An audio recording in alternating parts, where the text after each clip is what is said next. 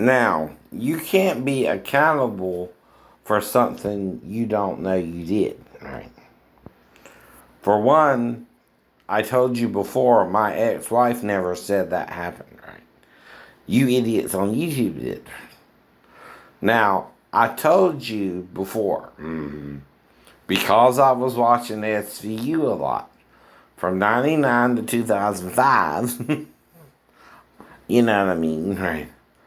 I said offhandedly I could have molested her but didn't. Now, reason I said that, like I said, is I'm watching a show dealing with a lot of sexual things, right? Including rape, pedophilia, all kind of stuff, right? Now, I also told you about being King and Pastor Davis and Pastor Thomas and Pastor Richard Brand, right? All right, he was the guy who started telling me that if I wanted to be a eunuch, I could jerk off with another brother or something. Now, Pastor Davis just told me it was okay if I jerked off. You know, that's all I can say about him, right? But Pastor Richard Brand is the one who told me, you know, no, to jerk off with another brother if I needed all that. I didn't, but anyway. See, my idea of eunuchship is I handle my own business and you handle yours. You know what I mean? Right? right. As well, I know. See, I don't need you to, you know, touch me, right, that way. That's not in my head. That's not even in my head. Now, I prefer to just get a hand job from a woman than a man anyway, if I'm going to go that route. And I ain't got to have sex with the woman either, right? But like I told you before, you're trying to make me 11 years later confess something my ex-wife never said happened, and I only said it in paranoia. Like I said, I have been around the idiot. I just never did it that I know of. Right? Told you that before too, right? Now the problem is though, once some idiot calling himself shame on you started saying all this shit, you're just joining the bandwagon with him, right? And he seems like he's, you know, a gay closet Navy man or something. All up in my business. So no.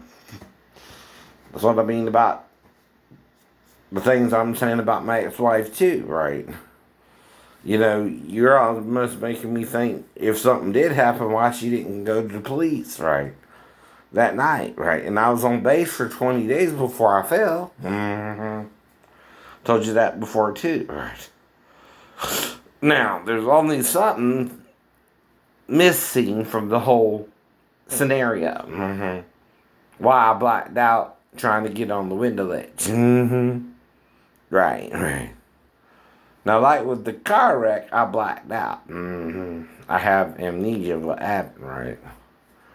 But I'm interacting with the doctors and stuff like that in the hospital room. I'm just in kind of a blackout, you know, not fully remembering what I'm going through, right? Which suggests some kind of head trauma, right? Now, this ain't like in Overboard with Goldie Hawn. I mean, I'm completely blacked out, but interacting with them and answering their damn questions, idiot. No.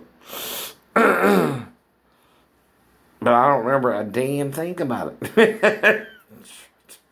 That's autopilot on steroids there.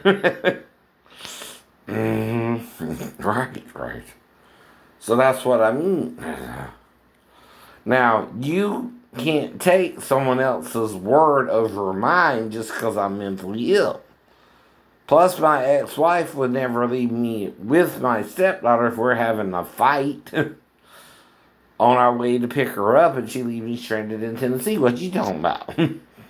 She wouldn't even use her to see if I would do anything with her as bait or anything, right? Because then she'll get in trouble for trying to bait a paranoid schizophrenic and see if he'll have sex with his own stepdaughter. Now, only in the book did I say I dreamed of masturbating to the girl, right? Right. But that's also written by a non de plume, right? Or a ghostwriter, right? Someone wrote it for me because I didn't have the money to publish it, but he did. He did. Now, the reason I'm outing him now, right? You seen the movie with Pierce Bronson and Ewan McGregor? That's what happened with that. I had Christopher Walker do a kind of a ghost writer thing for me, whoever that was, right? Now, the thing is, right? Some of it is made up, and I told you that in the book. Some of it ain't, right? Made up, right? All right. Some of it is the ghostwriter's own perspective of it, like with the Jawbreaker and all that, right? He went a little bit in a different direction than that actually happened, right? But there again, Mom might not even remember it clearly what all happened, right? But all I know is the Jawbreaker popped out my mouth when she was kind of holding me somewhat upside down and said, "My God, help me," right? Coincidentally, right? Like when Jesus on the cross said, my God, why hast thou forsaken me," right? My mom said, "My God, help me," and the Jawbreaker popped out my mouth at the same time, coincidentally. There too, right? Now, I never said I molested her. What I did instead is make up a hypothetical if she was to come in there to me and confess that to you, idiot. What I would do to interact with her if she did, right? Now, in the second scenario, right, I'm trying to help her go to the bathroom, but she doesn't go. Now, this is after we ate dinner, went to bed, right? Somewhere after between 11 to midnight to whatever time it was. I don't know. Like all people, when you go to sleep, you stop being aware of the passing of time, right? You could be asleep for hours and then wake up and, there you are, and it's 8 hours later, or 6 hours later, or 4 hours later, or whatever, right? Exactly. Now, what I mean, right, is I'm telling you I would undress in seeing if she peed already, if she didn't go, right? I smelled a little something like she hadn't bathed, right? Now, the girl came down from freaking Arkansas, right, with her mom and was with her dad for a few days, and I don't know if she had a bath the day before or not, right? I don't know nothing about her in this scenario, right? Okay, I don't know her potty training method, right? But that's what I'm talking about, fool. And undressing in front of her to help her get a bath with me because I took a shower with my own mom when I was around the same age. But then I would think better of that, right? Right. Too. It's hypothetical, not a memory.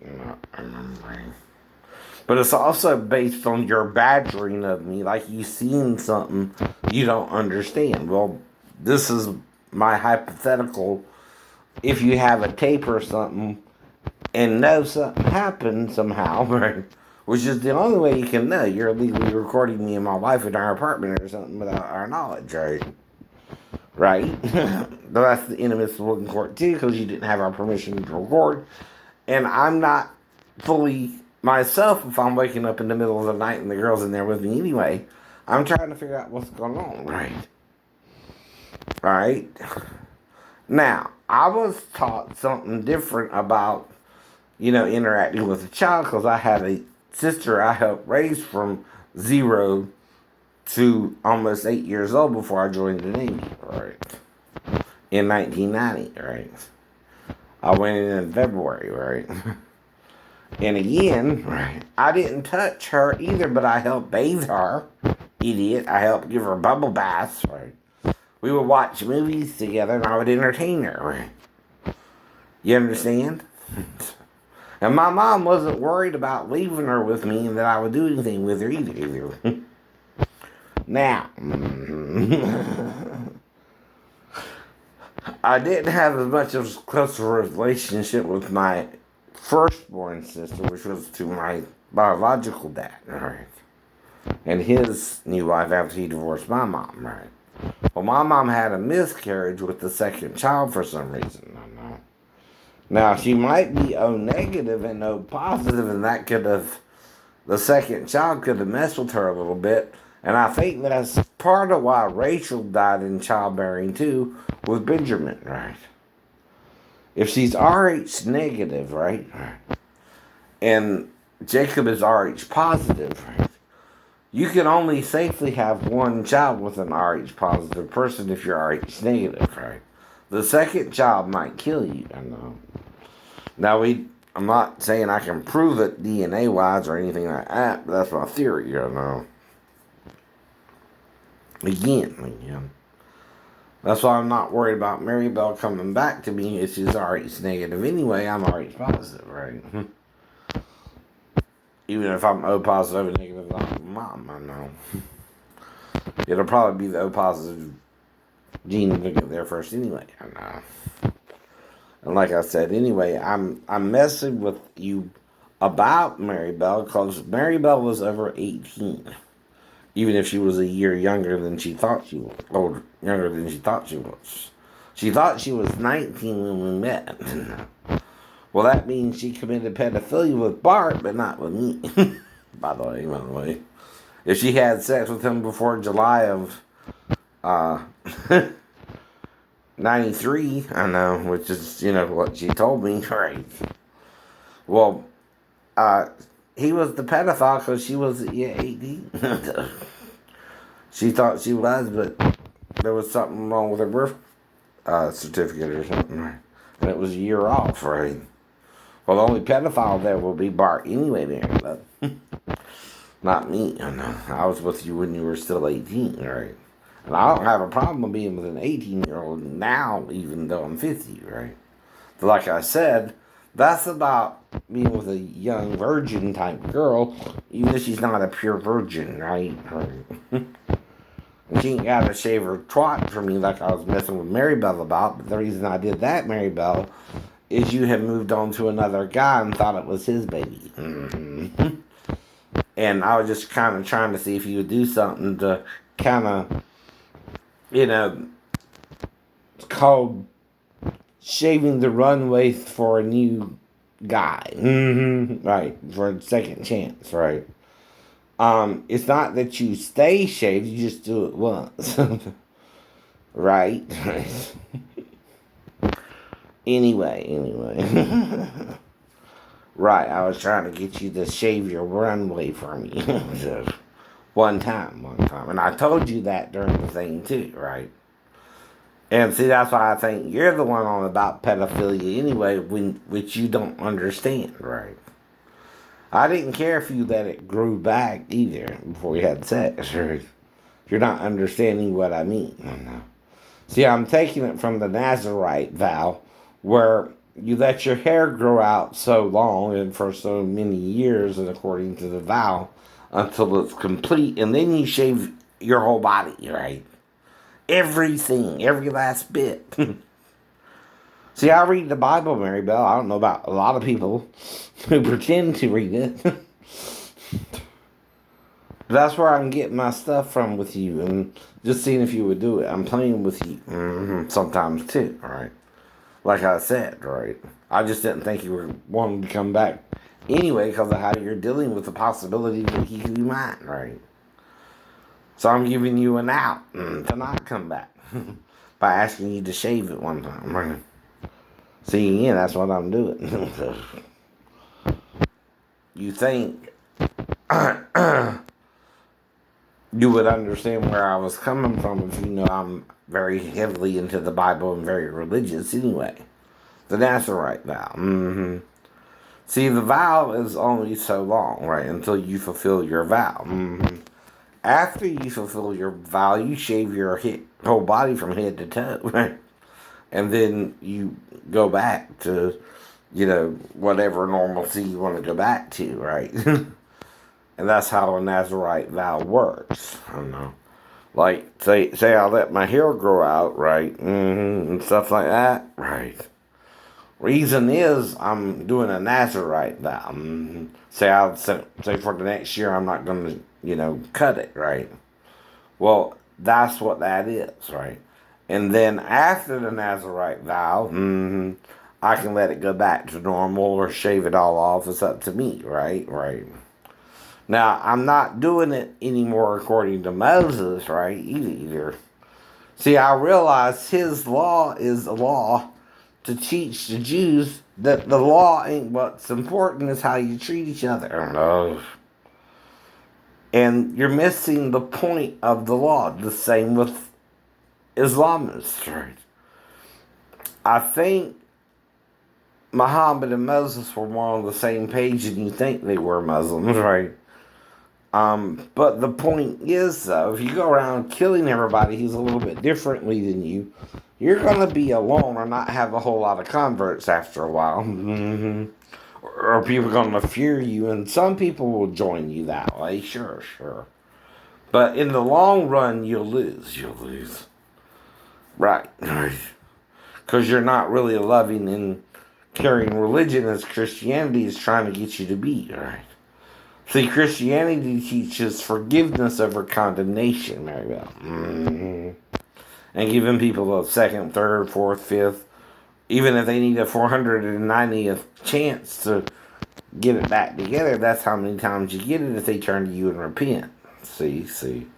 Now, the reason I can't repent of Amanda, Daphne's daughter's first name, not telling you her own name anymore, but anyway, is again, right, I don't know nothing about her after I moved back to Georgia, or while I was in Virginia. I know Daphne moved to a little home, a little pink house, right? Little pink houses for you and me. I know. Type deal. And I went and picked up John and kept him, and Marybelle met him one time, right? But again, I'm hearing voices that are telling me he's not your son. But there again, I also was going to get a DNA test with Daphne. Well, guess who didn't give me one? Marybelle. So I don't know if Patrick is really my son, if that's even really his name, because his birth certificate don't look like mine, and I wonder what the girl's even up to, right? I don't trust her anymore by then, right? I broke up with her for a reason. She wouldn't treat me like she wanted to be with me anyway. And I don't know what her agenda was, right? Hell, I'm starting to wonder if she was even a she sometimes, because, she was more sexual like a man, but I don't know what's going on, right? I'm joking about that, I hope, right? But sometimes I'm joking, and sometimes I'm trying to figure out what the hell was even going on the whole time, right? With her. I don't know. But if I broke up with her, I was fed up with all that. Her indecisiveness, her wishy-washy ways towards me, her making me promises and not keeping them, like the song. Promises, you'd never keep. Promises, why do I believe? That's what I mean. Right. Now, I'm not the type to make a promise to you,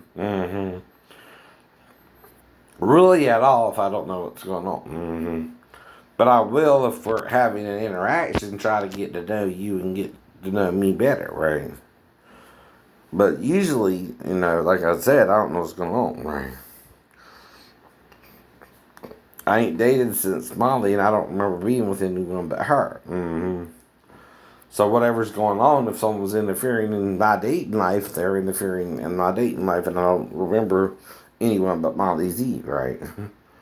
If I'm with anyone else or not, right?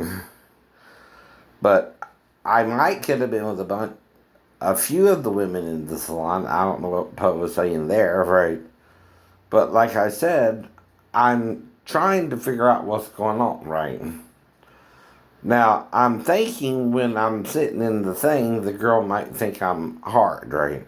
Or getting some kind of sexual pleasure from her giving me the massage when I'm not, right? And that's why I might have, tried to let her know I'm not doing that, right? I'm not even hard or excited by that, right? Now, if she thought my penis was large, or something, right? I'm guessing this, right? Right. Um, I would assure her I wasn't, right? Though there's only one way to show her, if I get hard or not, and that would be in the bathroom, right? But again, I don't remember any details, right? Right? Now, it wasn't involved the other women anyway. That's why, right? It would be just between me and her to prove to her I wasn't hard until, again, right? Um, if we went to the bathroom to show what it's like. But again, I don't just get, hard in the middle of the nail job. And I told you how in the 6th grade I got a boner once, but after that I got it under control. Now the only thing I can't control, like I said, is a wet dream like with Chris Domkowski, or Myron and David saw me humping the bed or something, right? Or I might have done it a few times with a sleepover with David, and he woke me up and nothing really happened. Nothing really happened. Now, what's really making me paranoid about this, though, is the fall. Not so much as the shipmates say, right? Or again, my old friends Byron and David, right? But sometimes I'm messing with you, and sometimes I don't know what to say because I ain't seen them since I'm dealing with all this anyway. What happened in the Navy, right? And maybe I'm a little bit more eccentric now, and they're not comfortable around me, right? But there again, I'm trying to protect them in a different way too, in case, say, the shipmates could have been trying to code red me, like in A Few Good Men, right? With Tom Cruise and Demi Moore and Jack Nicholson, right? A few other people, right? But anyway, that's what I'm starting to wonder about, though. Mainly with the shipmates now, right?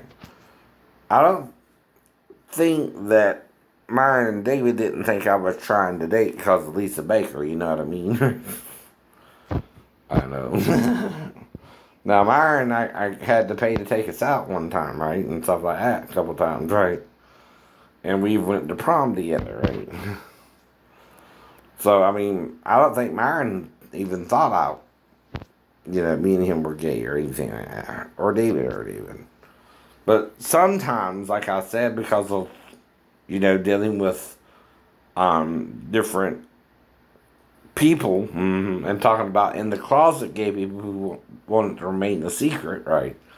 In dealing with people like that, they might have a different reaction to being with the male if they're caught, right? See, they might try to murder the person who caught them, or if the person they're with wants to go public with the relationship, they might try to kill him, for example, right? You know what I mean, right? It's kind of like the reverse of having a mistress on the side as well, where it ends in murder, right? Either the wife or the mistress, and something bad happens to one or the other, right? Like in the plot, right, to a movie or something. And sometimes, I feel like I'm in the soap opera, right? As the sun arises in the morning and sets in the west. We can call it. Same day, different drama, different drama. Anyway, y'all figure this out for yourselves, though.